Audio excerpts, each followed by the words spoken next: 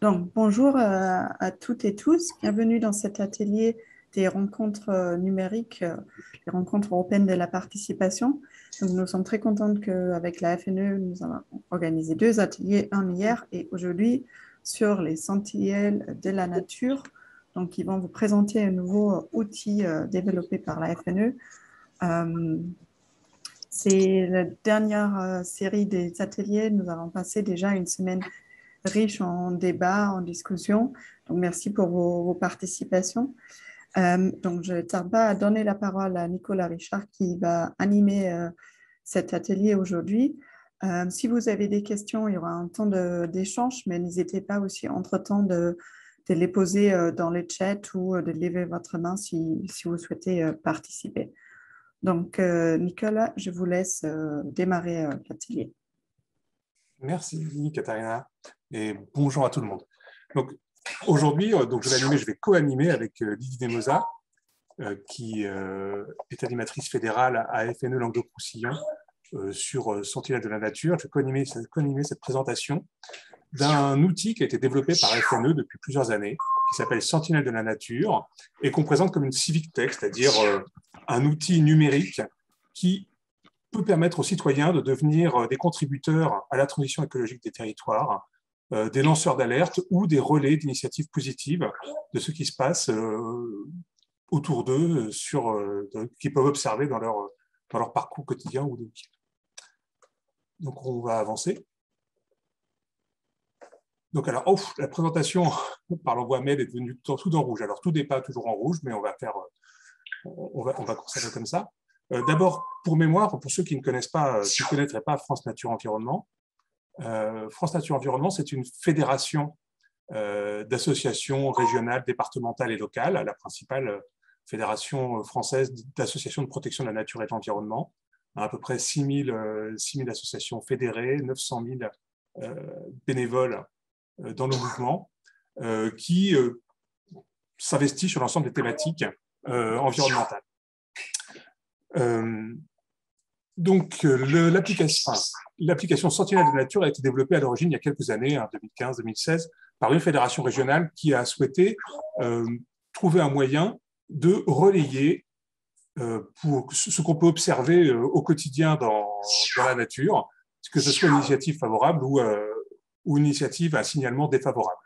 Ils ont donc mis en place une application, un site web et une application qui a répondu à un besoin, et à partir de là, la fédération nationale et d'autres fédérations régionales se sont lancées. Désolée de t'interrompre, mais il y a un son de fond qui arrive tout le fond. temps et j'ai coupé les micros de tout le monde, donc ça doit venir de toi. Je vais bouger un instant.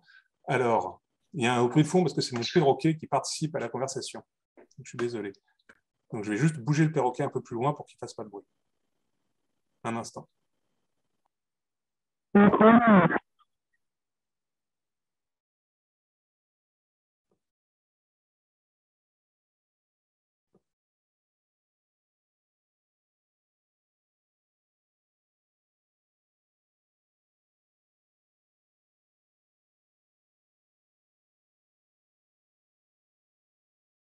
Voilà, on n'aura plus de bruit parasite.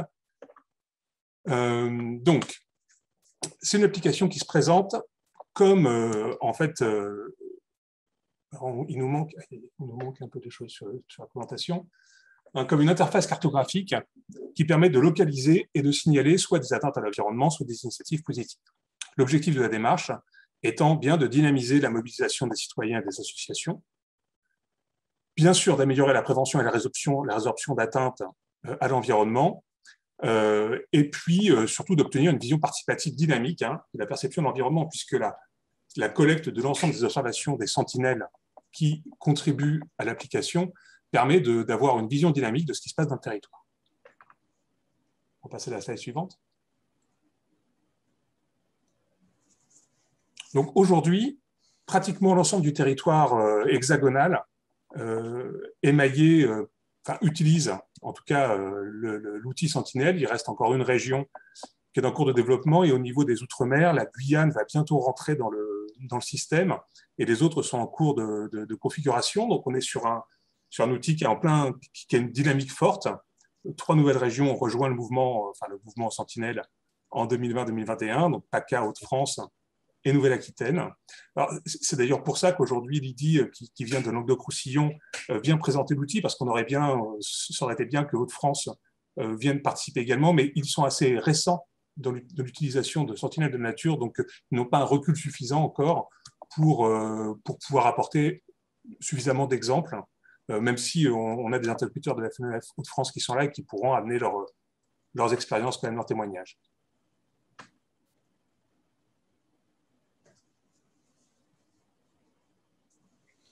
Donc aujourd'hui, ça se présentera un petit peu comme ça, de façon globale sur l'ensemble des territoires.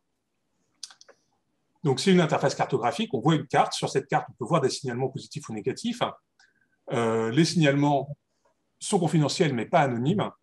Et ça peut passer soit par une appli téléphonique, soit par le site Internet. Alors pour l'aspect plus opérationnel, je vais passer la parole à Lydie, qui va vous montrer comment cela fonctionne. Oui, je prends le relais donc sur la diapo suivante. Juste par rapport à ce qu'a dit Nicolas sur le fait que ce n'est pas développé dans toutes les régions, je ne sais pas si c'est bien clair pour tout le monde. Donc FNE a bien des associations fédérées sur toute la France métropolitaine et outre-mer.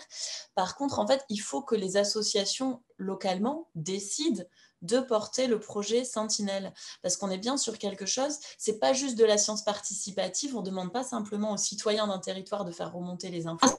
Il faut que derrière, il y ait une fédé des associations qui se positionnent pour essayer de traiter les signalements qu'on reçoit.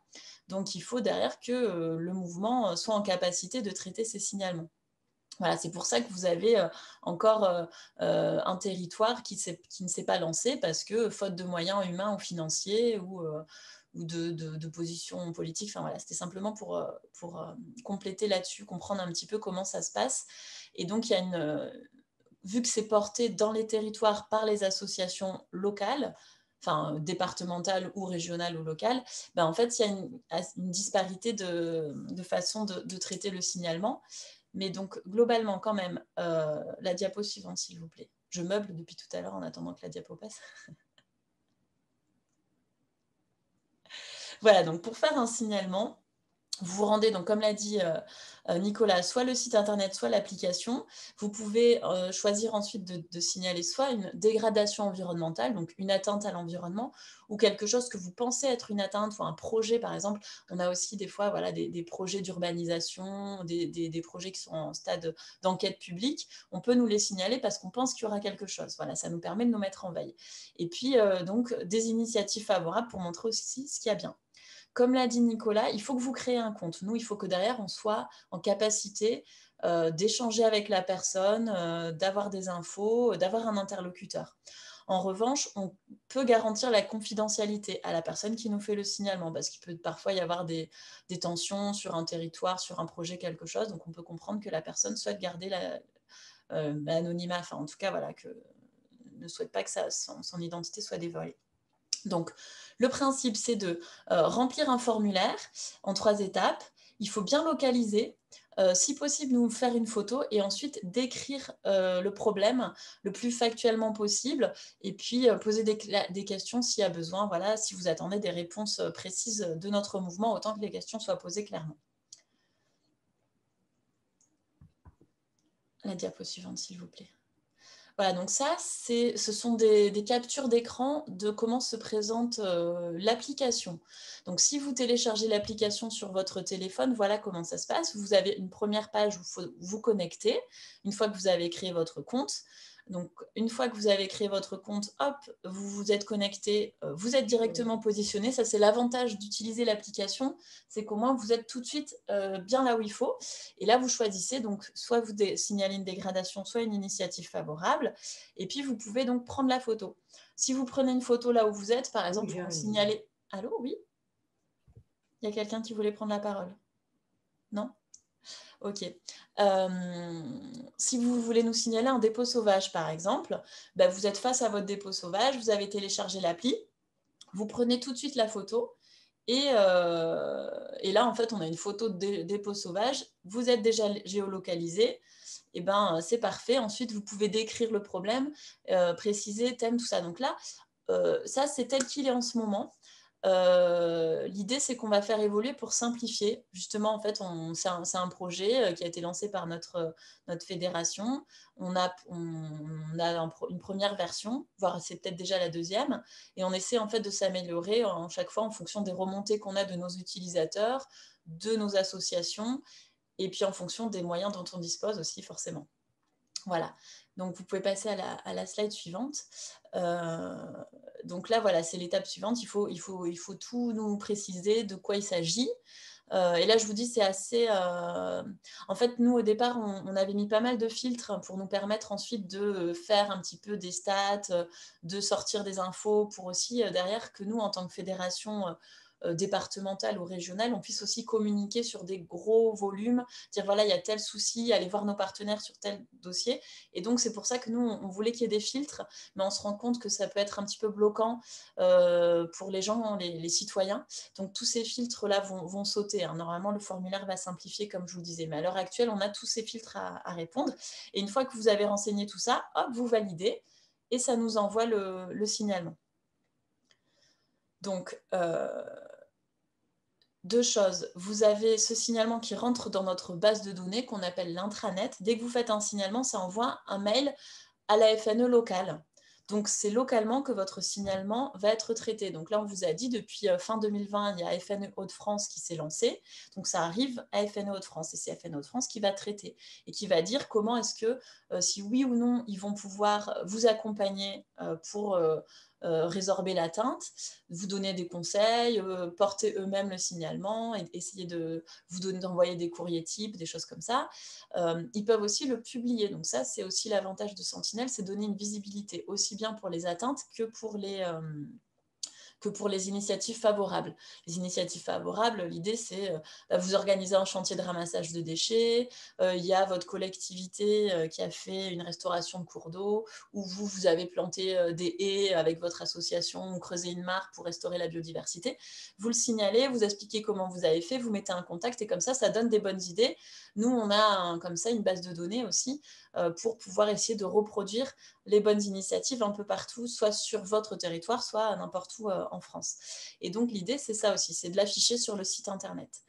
Et vous pouvez aussi, donc il y a signaler sur le site Internet, il y a un onglet signaler, mais il y a aussi un onglet consulter.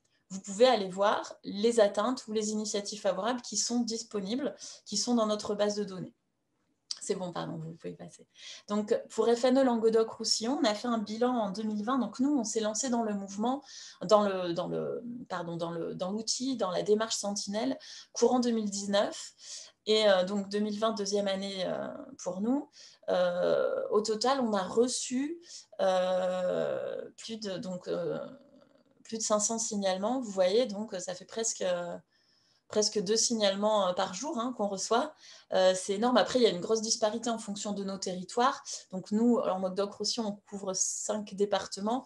L'essentiel des signalements, vous voyez, la moitié, ça vient du département de l'Hérault.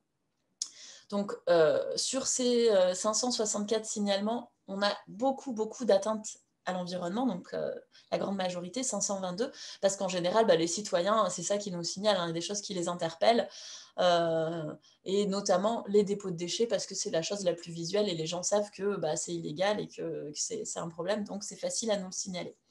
Voilà. Et on a aussi des initiatives favorables, donc en petite minorité, mais ça c'est quelque chose, ce sont notamment des associations, des membres de notre réseau qui les font remonter, mais nous en fait, si vous voulez, on attend quand même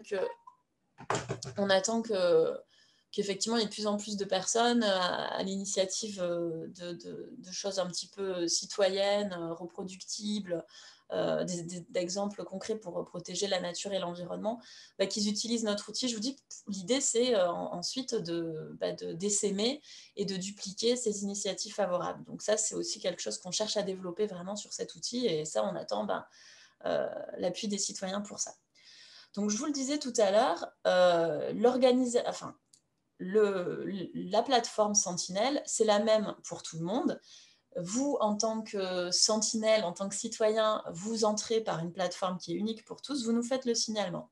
Puis une fois que vous l'envoyez, là, par contre, c'est là que ça diffère, c'est que ça n'arrive pas forcément au même endroit. En fonction de là où vous vous situez, ça arrive à la FNE locale.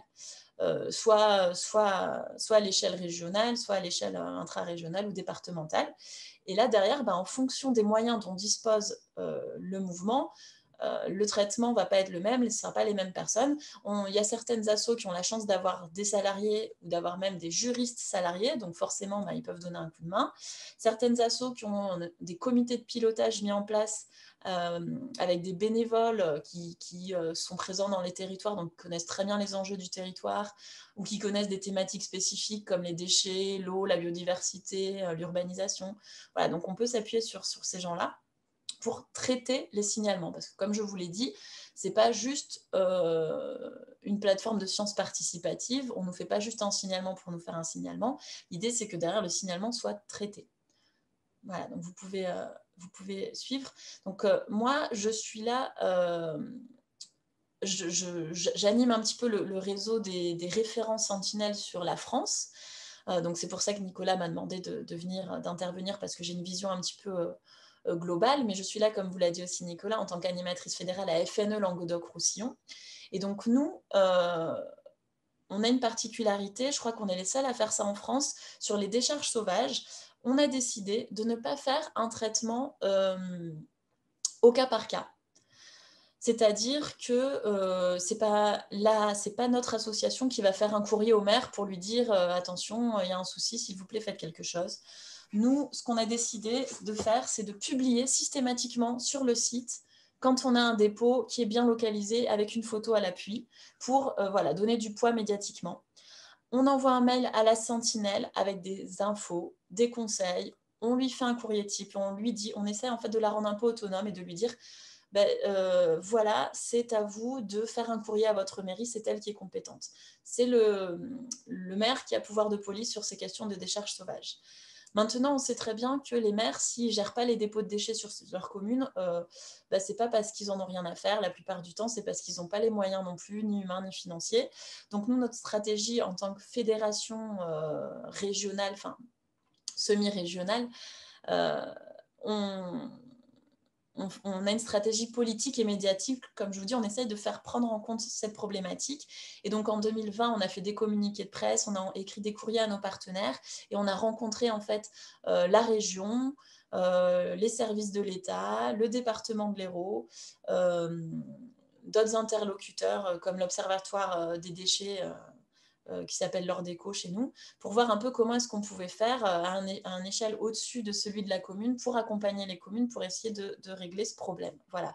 Donc ça, c'est notre stratégie à nous, mais c'est pour vous dire que derrière vos signalements, il y a vraiment un mouvement FNE, des associations, des salariés, des juristes, des bénévoles qui se mobilisent pour essayer de régler le problème. Donc les décharges sauvages, c'est ce qu'on reçoit le plus, mais on a d'autres signalements. Donc par exemple, ça aussi, c'est un thème qui nous tient à cœur pas mal à FNE, mais au niveau national. Et nous, notamment en Languedoc-Roussillon, c'est la pollution lumineuse. Donc on encourage les gens à nous faire des signalements quand ils constatent des éclairages illégaux ou des éclairages inutiles, hein, parce que Sentinelle, c'est pas que les choses illégales, on peut nous signaler des projets inutiles, des choses comme ça, et après c'est à l'appréciation de notre association de voir si oui ou non elle considère que c'est un sujet à traiter. Donc voilà, nous, à FNE Languedoc-Roussillon, comme dans d'autres régions en France, on organise un petit peu aussi ce qu'on appelle des maraudes ou des inventaires. On a des ambassadeurs de la nuit qui vont faire des inventaires pour recenser tous les éclairages illégaux, et donc après on a des signalements qui vont pouvoir être sur Sentinelle. Et comme je vous dis, l'idée, ce n'est pas juste de recenser, c'est aussi d'aller sensibiliser ensuite les commerçants et puis de les accompagner, de faire un courrier à la mairie, des choses comme ça. Voilà. Et en contrepartie, je vous dis, l'idée, c'est toujours aussi de favoriser des initiatives positives.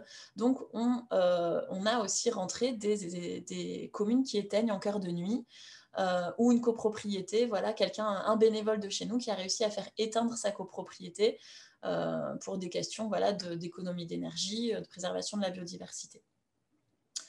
Un autre sujet important, c'est tout ce qui va être atteinte à l'eau et au milieu aquatique. Donc là, je vous ai mis plusieurs exemples. Normalement, si après vous avez les présentations qui vous seront envoyées, les liens sont cliquables. Donc vous allez pouvoir aller voir derrière ce qu'il y a derrière ces signalements. Donc nous, on nous a signalé un rejet de chlorure ferrique dans le bassin de Thau. Bah, derrière, il y a eu des mesures correctives qui ont été prises pour éviter que ces rejets se reproduisent. Une aire de lavage pour appareils agricoles non conformes dans l'Aude, bah là c'est pareil, suite à notre mobilisation, l'aire de lavage a été fermée, le temps de la mettre en conformité, une solution provisoire a été proposée. Vous avez des curages mécaniques qui ont été faits dans un cours d'eau et là il y a eu une sanction pénale. Pollution de cours d'eau par les pesticides dans l'Hérault, donc ça c'est tout ce qui va être non-respect des zones de non-traitement, puisqu'à proximité des cours d'eau, bah, il faut respecter une zone de non-traitement et pas pulvériser près du cours d'eau. Donc là-dessus, on fait aussi des formations au niveau Languedoc-Roussillon, mais il y a plusieurs endroits en France où on explique en fait à nos bénévoles, à nos sentinelles, comment repérer cette pollution par les pesticides illégales des cours d'eau et nous les signaler. Et derrière, nous, il y a une action qui est immédiatement faite par nos associations. Voilà, après, ça peut être aussi une cartographie des cours d'eau qui... pardon, j'avais pas terminé. Ça peut être à une échelle un peu plus... comment dire, là c'est plutôt au niveau administratif, des recours administratifs contre des cartographies qui ont été prises par les préfets, et en fait c'est des cours d'eau qui n'apparaissaient plus sur les cartographies, et donc là c'est un recours et ça c'est quelque chose que nous avons fait à FNELR, mais qui a été porté par tout le mouvement FNE au niveau national. Et encore une fois, vous avez les atteintes, et ce qu'on essaie de faire, c'est de montrer aussi qu'il y a des choses positives qui se font, comme des renaturalisations à l'échelle d'un bassin versant ou un étang avec une restauration écologique, des panneaux pour un parcours pédagogique, des choses comme ça. Voilà. Un autre thème, les espèces protégées, forcément la biodiversité. Donc là, pas mal d'atteintes à l'environnement aussi qui peuvent être signalées, des destructions. Donc là, au milieu, la photo, c'est un nid d'hirondelles qui a été détruit. Vous avez à droite, création d'un terrain pour loisirs motorisés sans autorisation. Vous avez des projets d'urbanisme qui peuvent détruire des espaces naturels. Là, sur la gauche, en fait, c'est un parc éolien qui, donc nous, c'est un petit peu notre... Enfin, c'est une grosse bataille qu'on a dans l'Hérault, c'est ce parc éolien en fait, qui détruit de nombreuses espèces protégées sans dérogation des destructions d'espèces protégées, donc illégalement. Mais bon, là, on s'attaque à du gros, là, on s'attaque à EDF. Hein, donc voilà, on est actuellement, la procédure est en cours, mais enfin, la procédure est en cours, donc on rame un petit peu, si vous voulez, à faire sanctionner. En attendant, les éoliennes ont été arrêtées du fait de la prise en compte de cette destruction d'espèces protégées. Donc, c'est une semi-victoire pour l'instant. Donc, voilà. Vous voyez, il y a différentes échelles, quoi. Le petit nid d'hirondelles aux grosses éoliennes qui déciment vraiment les espèces protégées, tous les champs d'éoliennes. Alors, attention, par contre, je ne voudrais pas qu'on m'entende mal. Hein. Je ne suis pas en train de dire que FNE s'oppose au projet éolien. Attention. Hein. On est pour les éoliennes, pour les énergies renouvelables, pour la transition énergétique, mais on dit aussi qu'il ne faut pas que ça se fasse au détriment de la biodiversité et que la crise actuelle qui touche la biodiversité est tout aussi importante. Et donc, il ne faut pas négliger les enjeux protection de la biodiversité quand on développe les énergies renouvelables. Voilà, c'était juste la petite parenthèse pour être sûr qu'il n'y ait pas de malentendus avec mes propos. Donc là, c'était un petit zoom un peu sur comment nous, on gère, et puis les alertes que j'avais moi sur mon territoire, sur les espèces protégées, sur la biodiversité. Là, c'était des exemples d'atteinte, mais on peut aussi nous mettre comme initiative favorable les centres de soins, les gîtes à chauves-souris, les gîtes à hérissons, les crapauducs, les écuroducs, enfin tous les trucs que vous avez comme ça en tête qui peuvent être favorables à la protection de la biodiversité. C'est des choses qu'on cherche à valoriser et à mettre en avant sur notre site. Sinon, donc, pour 2020, vous avez un bilan des signalements reçus. Alors, par région. Hauts-de-France apparaît parce qu'ils se sont lancés fin 2020, mais vous voyez, il n'y avait pas de signalement hein, qui ont été signalés puisqu'ils venaient de se lancer. Vous avez beaucoup de signalements en Auvergne-Rhône-Alpes. Historiquement, c'est là qu'en fait s'est lancé le projet Sentinelle de l'environnement. Donc, ça explique ceci. En plus, en Rhône-Alpes, ils ont un petit peu de monde pour suivre le sujet. Donc, voilà, ça, plus on a de moyens, enfin, je ne vous dis pas, je ne vais peut-être pas me lancer non plus trop sur les moyens qu'ils ont en aura, parce que les moyens ont été pas mal réduits avec les élections régionales de ces dernières années. Mais c'est vrai que souvent, c'est en fait si on répond à la demande, et ben, plus on répond, plus on a de signalements en fait. En Occitanie, on s'est lancé en 2009, aussi bien côté Midi-Pyrénées que côté Languedoc-Roussillon. On a beaucoup de signalements. Je pense que c'est lié aussi au fait que nous, en Languedoc-Roussillon, on a un de nos bénévoles qui fait sa veille. Donc ça, c'est les signalements reçus, ce n'est pas forcément les signalements publiés.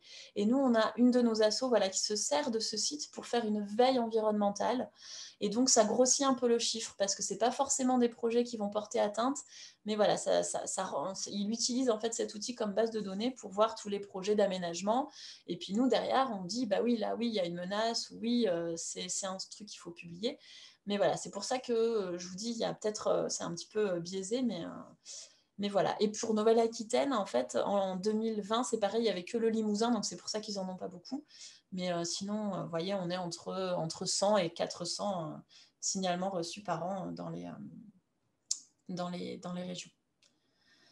Alors là, c'est simplement pour vous montrer qu'il y a un gros travail de tri enfin un gros travail. Il y a un travail qui est fait entre ce que nous recevons et ce que nous publions. Donc déjà, parce qu'on reçoit parfois des trucs, c'est de l'ordre du conflit de voisinage. Des fois, on reçoit des choses, ça ne va pas être une atteinte à l'environnement. Des fois, on va manquer d'informations, puis les gens ils ne vont pas forcément nous répondre quand on leur demande plus d'informations. Donc voilà, il y a un tri à faire. Et puis aussi, parce que il y a des choses en fonction de quelle association porte le système, le projet, ne va pas forcément choisir de publier toutes les atteintes. Je vous ai dit, nous, à FNE Languedoc-Roussillon, par exemple, on a fait le choix de publier toutes les décharges sauvages pour les rendre visibles médiatiquement. Ce n'est pas forcément le cas partout en France. Chaque asso qui porte le projet décide de comment il publie ou pas. Voilà. Mais ça, on essaye aussi quand même. C'est pour ça que je vous dis, moi, j'anime un peu au niveau national avec Nicolas et on essaie pour certaines choses d'avoir une homogénéité quand même dans ce travail-là.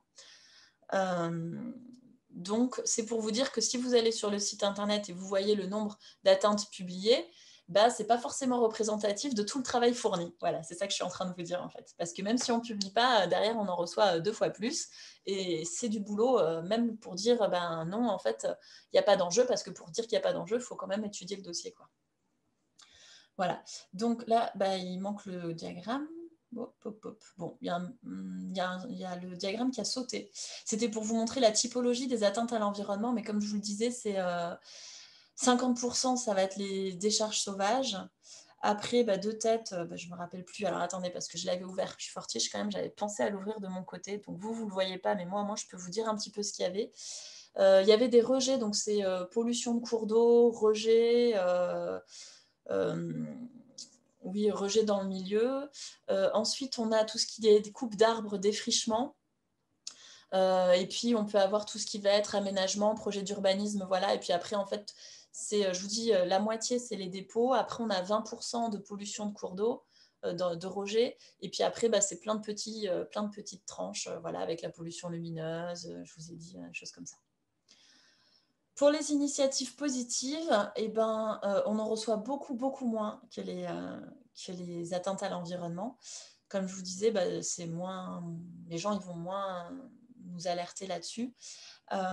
Et puis, il y a certains territoires qui ne sont pas forcément ouverts sur les initiatives positives parce que ça ne demande pas les mêmes compétences, la même mobilisation au niveau des assos. Mais là, justement, on est en train de lancer un gros chantier au niveau national pour faire de ces initiatives positives, pour leur redonner toute la place dans notre système parce qu'on y croit, on pense que c'est vraiment une façon aussi de lutter contre les atteintes à l'environnement, c'est de mettre en avant les bonnes pratiques et de défendre notre environnement en mettant en avant les bonnes pratiques.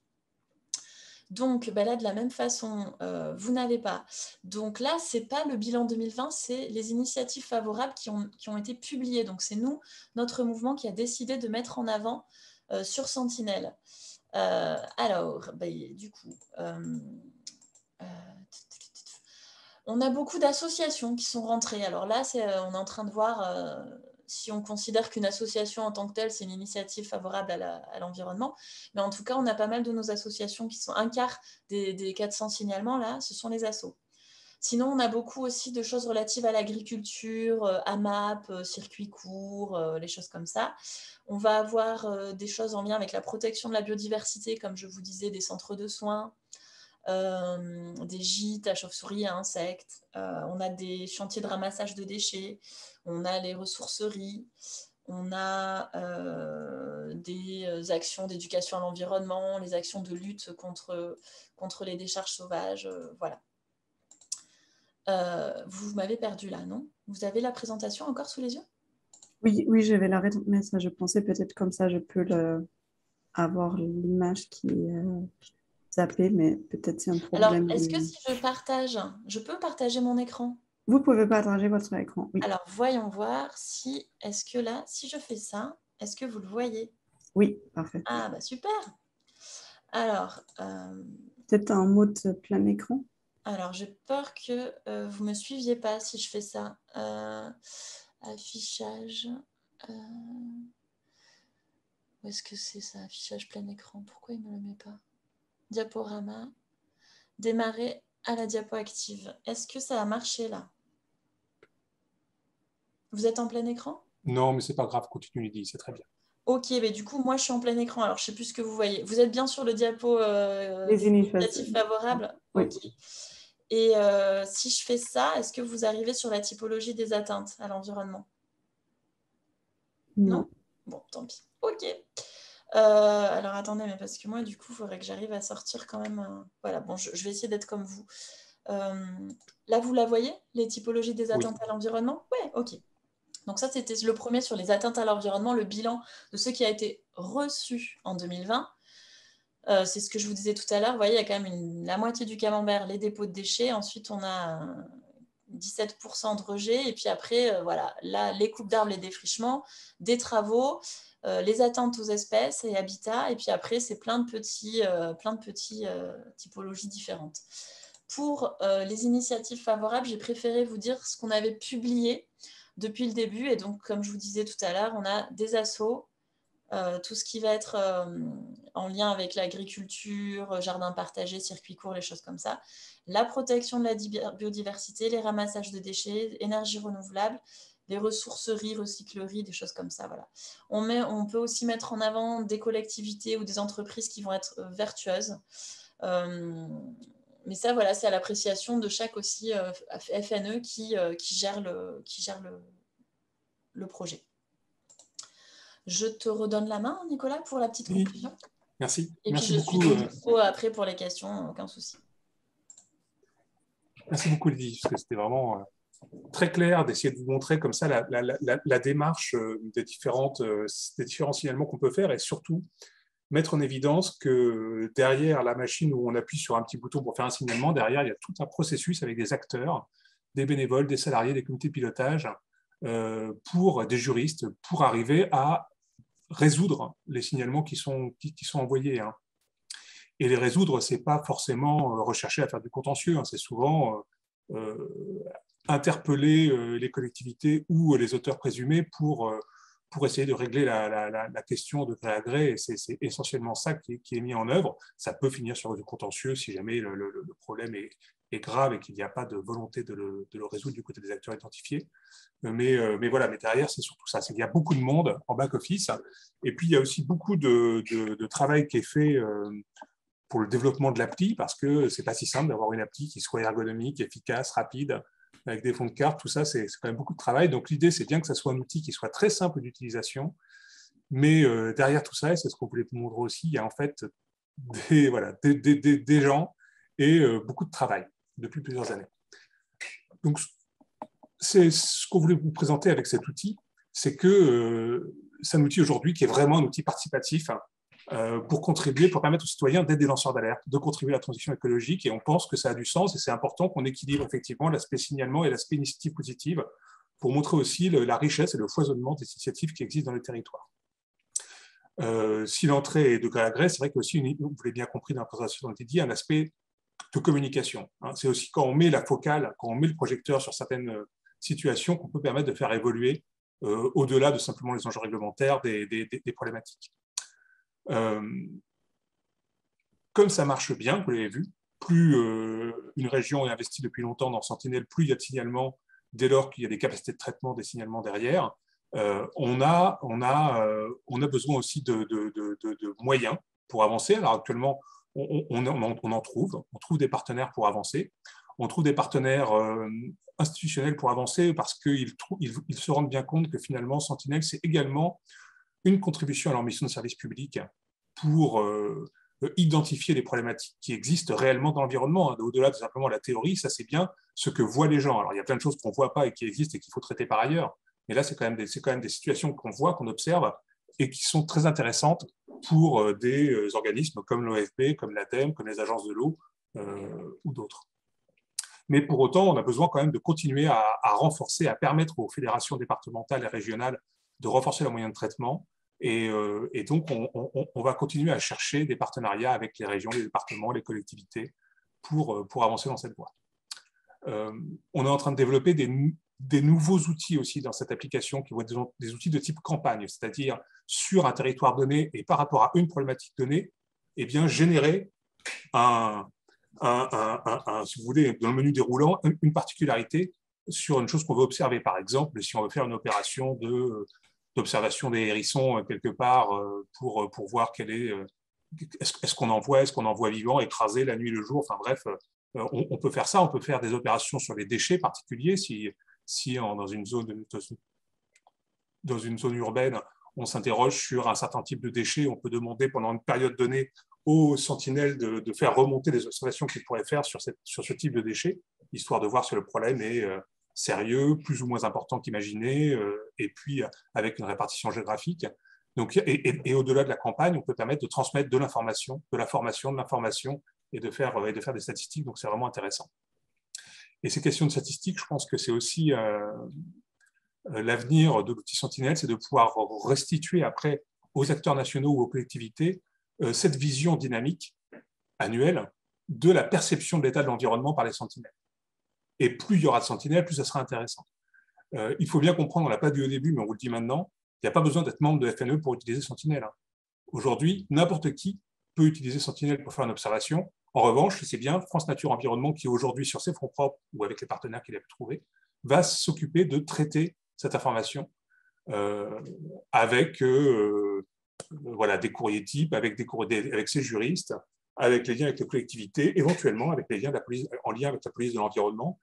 Alors, il y avait une question dans le chat, alors vous l'avez sûrement vu, mais je vais la reprendre, qui nous demandait comment les pouvoirs publics pouvaient appréhender ces alertes. Aujourd'hui, non, c'est bien perçu. Hein. Ils comprennent bien que ce sont des outils qui les aident à réaliser leur mission en contentieux ou de gré à gré également. Enfin, le but du jeu, ce n'est pas de faire de la condamnation, c'est bien de régler les situations. Ah oui, j'avais pas vu, pardon, le chat. Je pourrais apporter un complément. Ouais, oui, je te laisse terminer, mais après, de toute façon, il y a un peu de temps. Enfin, l'idée, c'était l'atelier de répondre aux questions et tout, donc je reviendrai là-dessus. Ouais. Voilà. Mais donc, effectivement, le terme délation, oui, il peut apparaître, mais ce n'est pas une version qui est toujours un petit peu, comment dire, d'utiliser les mots pour pas forcément leur faire dire ce que c'est. Hein. On est sur une question de lanceur d'alerte aujourd'hui. Et d'ailleurs, toutes les alertes de sentinelles, aujourd'hui, on s'interroge sur le lien qu'on peut faire avec la CNDA-SPE pour que ça soit bien considéré comme des signalements de lanceurs d'alerte avec une obligation de réponse fournie à ceux qui ont lancé cette alerte sur le traitement qui leur a été donné. Voilà. Donc je vais te laisser compléter, Lydie, et puis peut-être après on passera la parole au président de Picardie Nature, qui est donc le représentant de France Nature Environnement Hauts-de-France, qui est aujourd'hui présent.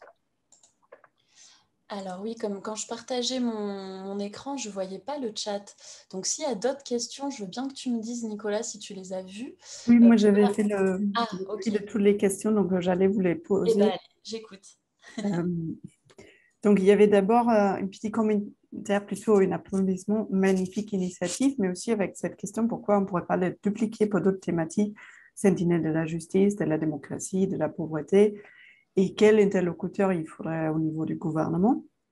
Il y a toute une discussion qui s'est faite dans le chat si une telle initiative n'est pas un encouragement à la délation qui était apparemment utilisée par des journalistes, mais qui effectivement inadapté à ce qu'est cette application.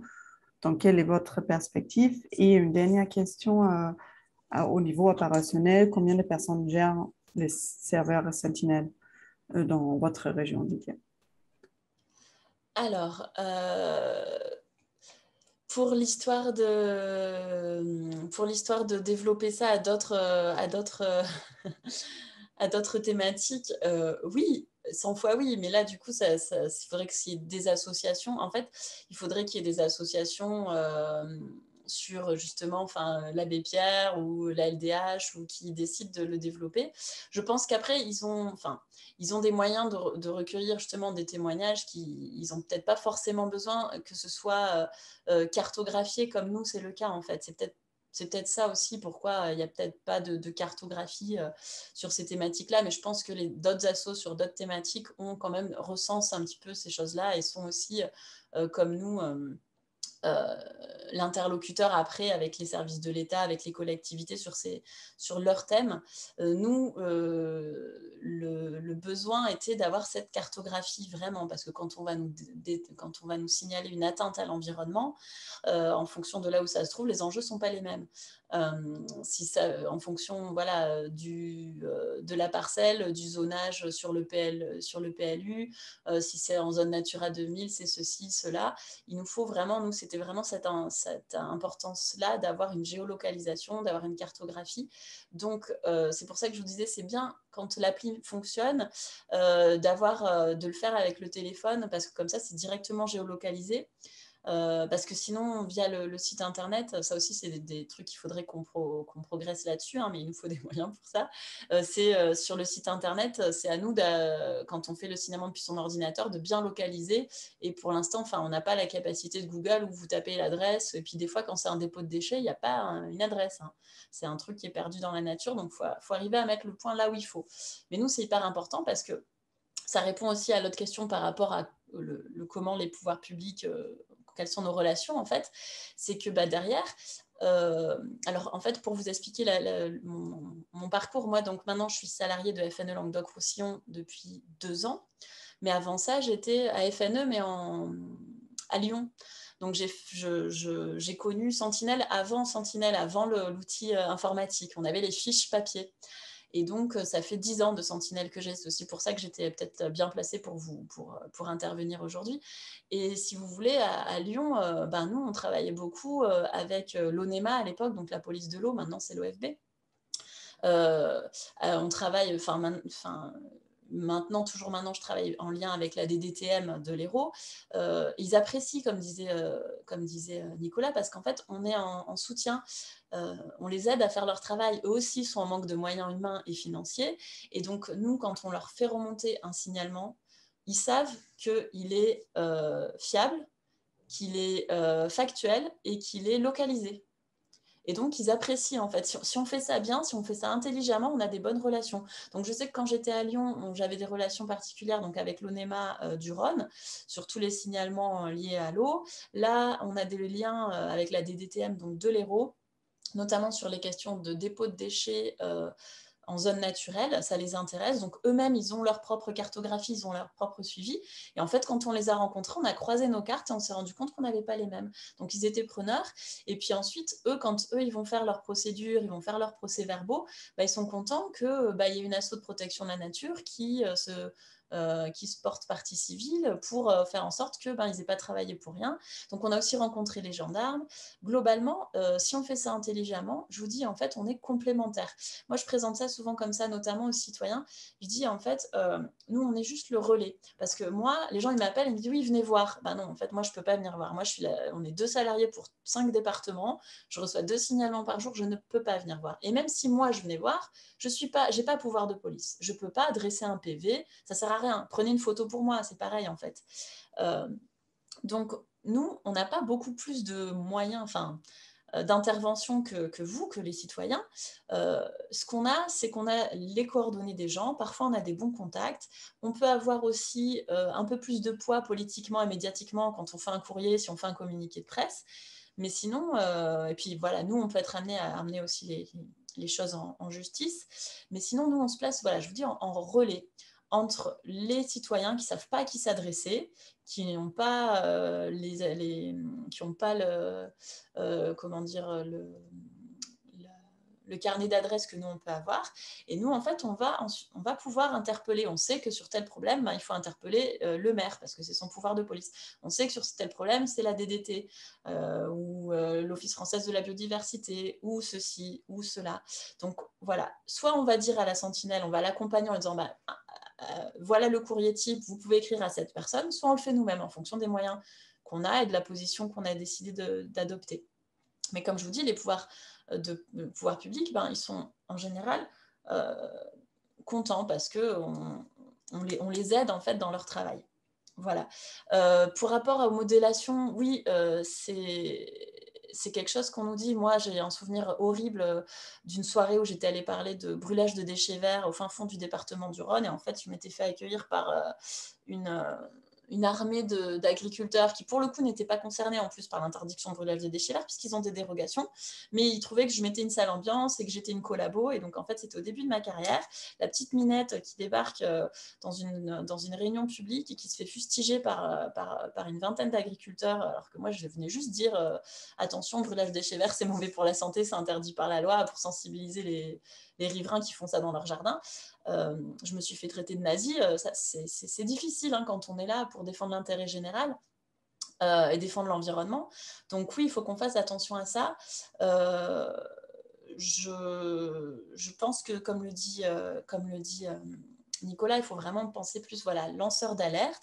À partir du moment où on défend l'intérêt général, où on défend l'environnement, la protection de l'environnement, je ne pense pas qu'on puisse parler de délation. Après, nous, on fait quand même assez attention, effectivement, au signalement qu'on reçoit, au conflit d'intérêts qu'il peut y avoir. Mais voilà, il faut qu'on soit assez attentif à ces choses-là. Alors après, je ne me rappelle plus, vous m'avez dit, il y avait quoi d'autre comme question Combien de personnes travaillent combien de effectivement personnes? derrière cette appli dans Bonne votre région? question. Je n'ai pas compté. Comme on disait, donc il y avait la diapo là. En fait, nous, en Languedoc-Roussillon, par exemple, on a une douzaine de bénévoles et 2 salariés. Sachant que Sentinelle de la Nature, c'est un projet parmi tant d'autres. Voilà.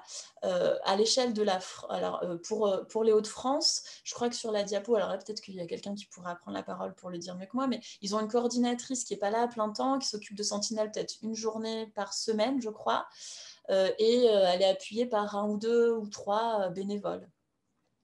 Oui, c'est ça. Ouais, voilà, merci. Merci Patrick. Après, en Rhône-Alpes, à l'époque où ils avaient des financements, on était un salarié par département qui avait un carton. Donc, vous voyez, bon, et ça c'était avant, ça c'était avant Monsieur Vauquier. Donc les moyens diffèrent beaucoup. Je vous ai dit, je ne saurais pas dire. Je pense que globalement, sur toute la France, de toute façon, il y a un réseau de juristes aussi qu'on a bénévoles ou salariés, même si sur son territoire, on n'a pas de juriste. C'est la force aussi de notre mouvement, de travailler à l'échelle du mouvement associatif FNE, c'est que même si sur son territoire, on n'a pas de salariés ou on n'a pas de juristes, en fait, on peut faire appel au réseau juridique national de FNE ou aux juristes du territoire d'à côté. Moi-même, je suis là en soutien justement pour accompagner les assos. Qui se lancent. Donc voilà, je ne saurais pas répondre concrètement. Peut-être, Nicolas, toi, tu sais combien on est? Jean-Pierre, il aurait peut-être pu répondre. Je pense que c'est une vingtaine de salariés, mais je pense que c'est pas bien de parler comme ça parce que ça représente pas, on n'est pas bien répartis sur le territoire. Oui, puis c'est pas forcément des équivalents temps plein, donc oui, c'est en plus compliqué. c'est ça. Il faut vraiment faire attention quand je vous dis que nous on est 2. On est 2 salariés à FNE Languedoc-Roussillon et on s'occupe de plein de missions, dont Sentinelle. Donc nous, en fait, j'essaye de prendre un peu de temps et puis on essaye d'avoir une stagiaire qui nous aide. En général, c'est un ou une stagiaire qui nous aide.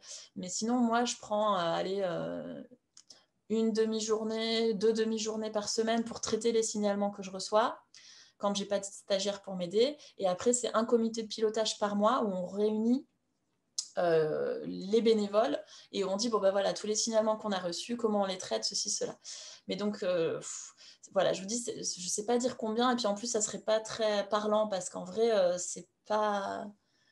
je ne sais pas combien de temps, il faudrait voir combien de temps ça nous prend, mais voilà, c'est très, très hétérogène. Merci. Entre-temps, il y a d'autres Et questions oui, qui sont apparues. oui, C'est subvention. quels sont les types de pollution signalés en général, chimiques, radioactifs Ah ouais, alors radioactif, c'est vrai qu'on n'a pas trop, parce que je pense que voilà, il y a la CRIRAD qui est spécialisée là-dessus. Sur les ondes, on renvoie aussi sur Robin des Toits. Enfin, on essaye aussi de faire le lien avec d'autres assos. Donc nous, on est beaucoup sur les dépôts de déchets et sur les pollutions de l'eau, donc pollution chimique. Voilà. Après, on est aussi sur le rejet atmosphérique. C'est un peu plus complexe, mais on fait ça aussi. Voilà, je ne sais pas si j'ai répondu. Mais comme je vous dis, on essaye aussi de bosser avec soit des assos partenaires, soit des assos membres du mouvement et de renvoyer quand c'est moins dans nos compétences. À titre d'exemple aussi, je ne sais pas si certains d'entre vous connaissent la plateforme Suricat, qui est en fait développée par le ministère des Sports, qui est en fait un outil pour signaler les atteintes, c'est au niveau des sports de nature en fait. Et donc là, on est en train de travailler, on échange, il y a aussi des portes qui s'ouvrent, des ponts qui se font entre les deux outils que sont Suricat. Donc Suricat, c'est vraiment juste sur les sports de nature, et sur Sentinelle qui est un peu plus ouvert. Mais voilà, après, nous, en fait, c'est en fonction de ce qui nous est remonté. Donc vraiment, voilà, ce que les gens décident de nous faire remonter. Mais aussi, je vous dis, oui, de nos compétences derrière, quoi. Donc si vous nous faites remonter des problématiques où nous, derrière, on ne sait pas trop faire. Mais globalement, FNE, quand même, on est une asso qui est quand même assez généraliste. Et on a des ressources un peu sur toutes les thématiques. Donc on essaye d'être, voilà, de répondre un petit peu à tout. J'ai vu qu'il y avait une question sur les subventions. Alors là aussi, ça dépend des territoires. Nous, en Languedoc-Roussillon, on a Sentinelle, c'est l'agence de l'eau Rhône-Méditerranée et la région qui nous aide à faire ça. En Occitanie, donc on est deux, on est Languedoc-Roussillon et Midi-Pyrénées. Côté Midi-Pyrénées, ils n'ont pas la même agence de l'eau. Et l'agence de l'eau Adour-Garonne, elle ne veut pas financer le traitement des atteintes à l'environnement. Voilà, c'est une question comme ça. Donc, ils donnent un peu de sous, mais que pour valoriser les bonnes pratiques, les initiatives favorables. Voilà. Je pense qu'il y a certains endroits, peut-être il y a la DREAL qui donne un peu de sous, je ne sais pas. Peut-être des départements. Mais c'est délicat. Vous voyez ça, moi, j'ai le retour d'expérience de la FRAPNA, donc de FNE Isère. À l'époque, ils avaient pas mal de sous du département. Du conseil départemental de l'Isère qui les accompagnait donc, sur pas mal de missions, notamment la lutte contre les décharges sauvages et Sentinelle. Et en fait, un jour, le conseil départemental a porté un projet de Center Park sur une zone humide. Et FNE Isère s'est opposé à ce projet jusqu'en justice. Et ça, c'est aussi pour vous dire que ce n'est pas parce qu'on reçoit des subventions qu'on est vendu.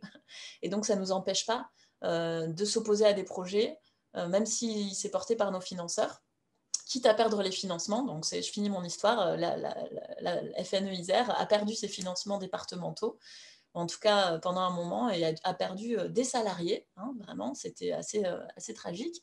Mais en attendant, ils ont défendu la cause et ils ont défendu leur zone humide à Roibon. Voilà.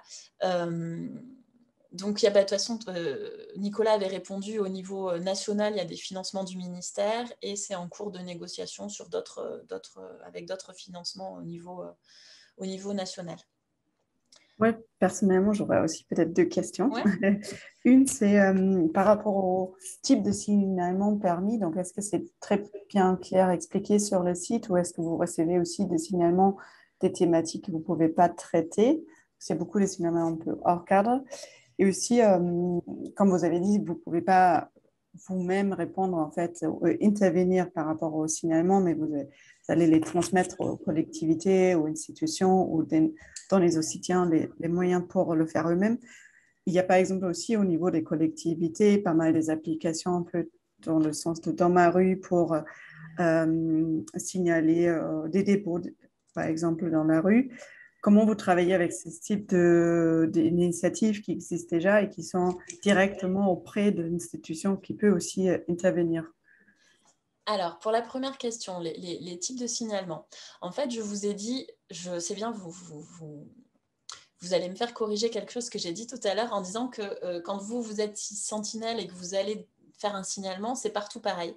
En fait, c'est faux.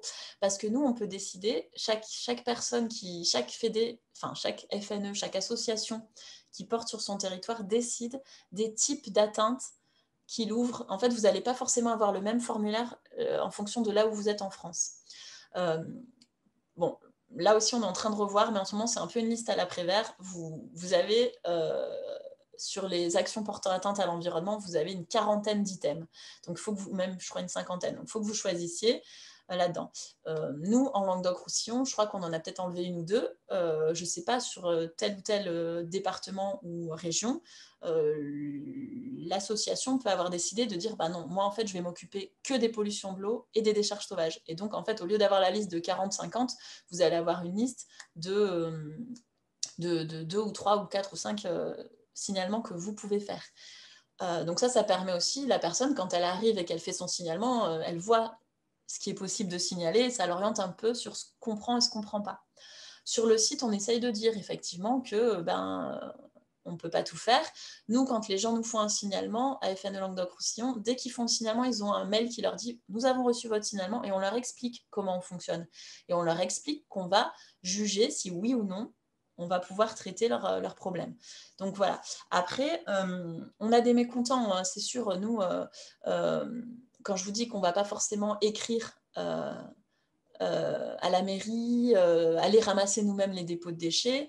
Il y a des gens qui vont dire ah, bah, c'était pas la peine que je vous fasse un signalement, c'est pour ça. Donc, si vous allez voir sur le site Sentinelle de la Nature, on a mis une actu qui se voit au niveau national pour expliquer la stratégie de FNE Languedoc-Roussillon sur la lutte contre les décharges sauvages. Donc oui, ça peut être frustrant à l'échelle individuelle quand vous me signalez un truc, ben moi je m'en occupe pas à moi. Mais en fait, j'ai une réponse aussi pour ces gens-là. Je dis, mais en fait, si vous êtes frustré, si vous avez envie de faire quelque chose, ben, soyez acteur aussi, ne soyez pas que consommateur. Nous, on n'est pas un service public. On fait ce qu'on peut. Et derrière, ce sont des bénévoles qui donnent de leur temps pour gérer cette chose-là et qui veulent bien le faire. Et ben, ils ont un temps limité, nous avons un temps limité, nous avons des moyens limités. Donc en fait, si vous voulez, c'est de dire, bah ok, si vous n'êtes pas content, bah, aidez-nous en fait, aidez-nous et on ira plus vite. Donc là, justement, j'ai échangé deux mails récemment avec une jeune fille qui disait, ah mais votre courrier je l'ai pas utilisé, j'ai pas écrit à la mairie, est-ce que vous pourriez pas vous nous renvoyer directement vers le formulaire de la mairie? Donc j'ai échangé avec elle pour voir. En fait, techniquement, c'est pas forcément faisable. Et à la fin des échanges, elle a vu que je faisais de mon mieux, je lui ai expliqué un peu comment on fonctionnait. Et en fait, elle était contente, quoi. Elle dit bah merci, continuez comme ça. Donc on fait ce qu'on peut et ça rejoint le lien aussi avec ce que vous disiez, enfin la deuxième question sur le lien avec les collectivités. Donc si les collectivités, elles ont leurs propres outils, ben nous, on les invite à le signaler comme initiative favorable. Comme ça, quand nous, en plus, on a des gens qui vont nous signaler des choses, on sait que cette collectivité fait ça et donc on la renvoie. On a justement le contact vers la collectivité, la bonne démarche. Après, moi, dans l'Hérault, on est allé présenter, enfin ça m'est arrivé voilà, de présenter dans une petite commune, d'aller présenter comment marchait Sentinelle, leur expliquer les signalements qu'on avait sur leur territoire. Et en fait, l'idée, c'était de dire aux techniciens qu'ils utilisent eux-mêmes l'outil, qu'ils nous fassent remonter pour leur suivi justement des décharges, qu'ils utilisent notre outil et que moi, tout régulièrement, je leur fasse passer la carte, l'extraction, en fait, le tableau. Alors sans les coordonnées des personnes, encore une fois, en confidentialité, mais avec la localisation, la description, les photos, et que eux ensuite, donc on est en train de réfléchir, voilà, comment travailler avec les collectivités. Et donc c'est cet aspect-là un peu plus méta que de faire un courrier à chaque fois que je reçois un signalement. Voilà. Et oui, bien sûr, par contre, on s'assure que chaque personne est une réponse. Il faut qu'on lui explique, oui, ben voilà, on n'a pas retenu parce que faute parce que ce n'était pas dans les compétences de notre association, parce que pour nous, il n'y avait pas d'enjeu, ou parce que voilà, mais on revient systématiquement vers la personne pour lui signaler. En tout cas, c'est ce qu'on essaie de faire au mieux. Nous, en Languedoc-Roussillon, je vous dis, on a notre comité de pilotage. À la fin du comité de pilotage, on a toutes les décisions et on est 3 ou 4 à les mettre en œuvre. Et parmi elles, c'est de dire aux gens que leur signalement n'a pas été retenu et donc on le fait. Et c'est d'autant plus facile parce que je sais que moi, quand j'étais dans le Rhône, à un moment donné, vu qu'on était des salariés, qu'on avait un peu de temps, un peu de moyens, des fois, j'étais un peu toute seule. Et de dire que moi-même, j'avais décidé de ne pas m'occuper du signalement, c'est un peu difficile. Alors que quand c'est une démarche qui est vraiment portée collectivement par l'association, que politiquement, les porteurs du projet, nos bénévoles, nos élus ont dit non, là, il n'y a pas d'enjeu, moi, on est droit dans nos battes et on dit à la sentinelle, on ne va pas retenir votre signalement, voilà pourquoi. Et on lui explique et c'est argumenté. Et voilà, et c'est pas juste... on se retrouve moins à gérer après des conflits avec les gens qui ne sont pas contents. Mais c'est vrai, je trouve c'est quelque chose, Sentinelle, c'est un super, super projet. J'en suis convaincue, ça fait 10 ans que je bosse dessus. Mais pour les sentinelles individuelles et parfois pour nous, les référents, c'est hyper frustrant parce que sur les 500 que je vous ai dit, si vous me demandez combien vous en avez résolu, combien vous en avez... oui, combien est-ce qu'on a atteint les objectifs fixés? Finalement, pas beaucoup.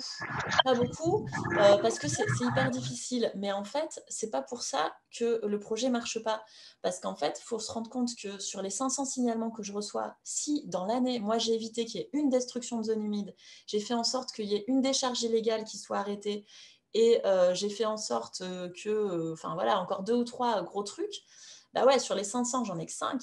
Mais en fait, c'est des 5 qui auraient continué quand même et qui sont hyper importants. Donc, pour la personne qui nous a fait son signalement et qu'on lui dit désolé, on ne peut rien pour vous, c'est frustrant et on en a pas mal. Pour nous, en tant que chargé de mission, c'est des fois assez déprimant parce qu'on a l'impression de ne pas avancer.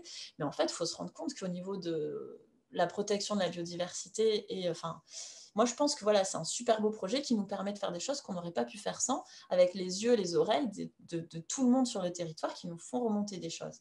Voilà. Et c'est d'autant plus intéressant que les sentinelles, après, il y en a qui comprennent que, oui, en fait, si elles nous aident, ça marche encore mieux. Donc, d'arriver ensuite à faire en sorte que nos sentinelles commencent à devenir des adhérents, enfin, pas forcément adhérents, mais en tout cas des bénévoles et des gens qui vont elles aussi être actrices, qui vont promouvoir Sentinelle, qui vont faire connaître, qui vont essayer de faire des trucs. Et là, tout de suite, c'est boule de neige et ça a tout son sens. Merci Lydie. Peut-être que Patrick Thierry, qui est le président de Picardie Environnement, donc FNE Hauts-de-France, pourrait nous apporter son témoignage sur la région. Oui, alors ma liaison n'est pas terrible, vous m'entendez bien? Oui. Voilà. Alors effectivement, la démarche Sentinelle de la nature, elle trotte dans la tête de militants d'associations de France Nature Environnement depuis une quinzaine d'années. On a commencé, comme disait Lydie, avec un document papier, des fiches pratiques sur une dizaine d'atteintes à l'environnement. Alors c'est effectivement les dépôts sauvages, remblais en zone humide, destruction d'habitats d'espèces protégées, pollution de cours d'eau, etc. Avec les textes réglementaires qui permettaient à des élus locaux au niveau communal ou à des citoyens d'écrire des courriers, de faire des interventions. L'outil informatique a permis une géolocalisation des atteintes à l'environnement. Ce qui est intéressant pour nous, à poser sur une carte, on peut y mettre des photographies. Donc sur un site internet, c'est partagé par tout le monde et ça peut inciter celui qui a provoqué l'atteinte à l'environnement à réagir pour éviter en tout cas pour que les photos disparaissent. On a effectivement lancé l'outil Sentinelle de la nature, version numérique FNE, il y a effectivement plusieurs mois. On doit être à une trentaine de signalements. On reste principalement effectivement sur des dépôts sauvages, mais on a quand même quelques interventions, notamment pour des éclairages nocturnes d'entreprises ou d'hypermarchés à proximité de bois où vivent des chauves-souris qui sont lucifuges, c'est-à-dire ce sont des espèces qui fuient la lumière, donc elles sont impactées négativement par ces éclairages. Et là, on a une grande surface qui a décidé effectivement d'éteindre une bonne partie des éclairages la nuit suite à notre intervention. Voilà. On avait, nous, développé un outil spécifique sur les dépôts sauvages il y a quelques années, ça s'appelait Nature Propre, à Picardie Nature. Et on l'avait utilisé avec une communauté de communes du département du Nord, dans le Douaisis, pour analyser avec des employés municipaux tous les dépôts sauvages. Donc, il y a eu d'abord un recensement pendant un an, et pour voir s'il y avait des corrélations entre ces dépôts sauvages et le fonctionnement des déchetteries qui refusent, pour certaines, des déchets comme les plaques d'amiant de ciment qu'on retrouve finalement dans la nature aux alentours de ces déchetteries. Voilà. Ce qu'il faut bien comprendre, comme disait Lydie, c'est qu'on n'est pas un service public. Il y a beaucoup de bénévoles derrière. On est aussi dans un contexte où la justice est sinistrée, c'est-à-dire que les atteintes à l'environnement ne sont pas traitées comme il faudrait par des procureurs, ou ça dépend de la motivation des procureurs. Ils ont bien d'autres priorités à traiter, et que les services de l'État, avec la volonté de beaucoup de citoyens de réduire le nombre de fonctionnaires, sont également non plus les moyens en fait de traiter ce genre d'atteinte à l'environnement. Donc notre démarche, elle vise à collaborer finalement avec le peu de fonctionnaires qui sont assermentés ou qui peuvent intervenir sur ces atteintes pour essayer d'avoir des réponses les plus adaptées, depuis la réponse judiciaire jusqu'à la mobilisation d'un élu local qui va intervenir sur le territoire de sa commune. Voilà. Donc c'est effectivement un outil qui est très, très intéressant. Il faut bien comprendre effectivement qu'on n'est pas un service public, qu'on ne rentre pas dans la délation, c'est-à-dire que les courriers anonymes qu'on recevait auparavant ou les dénonciations pour des questions de voisinage, on ne rentre pas dans ce jeu-là, hein, et on incite effectivement des citoyens à se mobiliser. Et depuis qu'on a ouvert Sentinelles de la Nature en Hauts-de-France, on a quelques sympathisants qui ont adhéré à notre association et qui se mobilisent notamment pour repérer en se planquant sur certaines voies communales les entreprises qui viennent déposer les déchets et pour initier des actions en justice. Voilà ce que je pouvais dire sur l'outil Sentinelle de la Nature. Merci Patrick, ça complétait bien nos interventions à Nicolas et moi. Est-ce qu'il y a d'autres questions? N'hésitez pas là si on n'est pas très nombreux, hein, s'il y a quelqu'un qui veut brancher son micro pour poser la question, il n'y a pas de souci. Sinon, de toute façon, donc vous retrouvez en ligne. Ah oui, il y a quelque chose qu'on n'a pas dit, c'est que sur le site de Sentinelle, donc j'ai dit, vous avez un onglet consulter, vous pouvez voir tout ce que nous avons décidé de publier. Donc vous avez des fiches, que ce soit pour les initiatives ou pour les atteintes, et vous pouvez signaler de même, atteinte ou initiative. Et puis, vous avez un onglet documentation qu'on est en train d'alimenter. C'est-à-dire que vous pouvez monter en compétence aussi sur les questions d'atteinte à l'environnement. Qu'est-ce qu'une atteinte à une zone? Qu'est-ce qu'une zone humide? Qu'est-ce qu'une atteinte à une zone humide? Qu'est-ce qu'un dépôt de déchets? Comment est-ce qu'il est géré? Vous avez une vingtaine de fiches qui sont mises à disposition sur notre outil documentation dans le site Sentinelle. Et puis, vous avez un onglet aussi agenda, actualité. Voilà, comme je vous ai dit, vous pouvez retrouver. On essaye de mettre des infos. Donc, nous, par exemple, en Languedoc-Roussillon, on a mis notre bilan. Donc, vous retrouvez l'intégralité de notre bilan 2020. Vous avez celui du Pays de la Loire aussi, je crois, et peut-être d'Auvergne-Rhône-Alpes qui sont disponibles, les bilans annuels. Nous, on a mis notre stratégie sur la lutte contre les décharges sauvages. Donc, vous l'avez dans l'onglet Actu. On a mis aussi une actu sur les actions qu'on a menées de lutte contre la pollution lumineuse l'an dernier. Donc voilà, vous avez, c'est un site assez complet. Et comme je vous ai dit aussi, si vous êtes tenté pour aller faire des signalements sur l'appli et que vous êtes un peu refroidi là parce que vous trouvez que c'est un peu lourd, qu'il faut répondre à plein de trucs, ben attendez quelques mois, il y aura une nouvelle version bientôt. Plus simple, et c'est justement grâce au retour de nos utilisateurs qu'on a réfléchi à cette version plus simple. Donc, ne soyez pas découragés. Hein, on n'est pas des informaticiens, on n'est pas des pros de la com et des pros des applis. Nous, l'idée, c'est de gérer les atteintes. Donc, l'outil, il peut être un petit peu... pas très ergonomique au début, un peu repoussé, mais enfin, voilà, c'est pour la bonne cause, quoi. Et on est en progrès, on progresse. Voilà. Merci beaucoup. Donc, je pense si on n'a pas d'autres questions, peut-être on peut vous libérer un peu plus tôt pour l'heure de déjeuner. Donc, merci beaucoup à Lydia et Nicolas pour avoir organisé cet atelier et cette présentation d'une initiative très, très, très intéressante. Donc, on vous encourage d'en parler dans votre réseau et de l'utiliser parce que c'est grâce à ça que ça prend encore plus d'ampleur. Donc ça, c'était le dernier atelier des rencontres européennes de la participation. Donc, il y aura, tous ces ateliers seront disponibles en replay sur notre chaîne YouTube prochainement et on vous tiendra informé pour vous donner rendez-vous en 2022 pour les rencontres européennes de la 6e édition. Donc, merci beaucoup à tout le monde et bonne journée. Merci. Merci Katharina. Merci à tout le monde.